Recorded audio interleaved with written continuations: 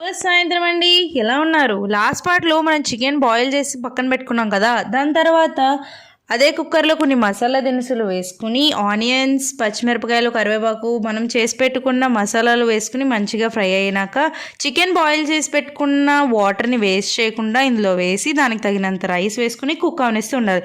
అది కుక్ అవుతూ ఉండగా మనం చికెన్ ఫ్రై చేసుకుందాం. దానికోసం ఫస్ట్ ఆయిల్ వేసుకుని దాంట్లో పచ్చిమిరపకాయలు, ఆనియన్స్ ఫ్రై అవనిస్తూ ఉండగా మనం బాయిల్ చేసి పెట్టుకున్న చికెన్ని వేసుకోవాలి. దానికి సరిపడా పసుపు, ఉప్పు, కారం, మనం చేసి పెట్టుకున్న మసాలాలు కూడా వేసి మంచిగా ఫ్రై అవనివ్వాలి.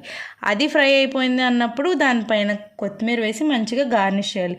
దాన్ని కుక్ అవుతున్న రైస్ మీద వేసి ఒక 5 minutes దాన్ని అలా కాన్స్టెంట్గా వదిలేయాలి.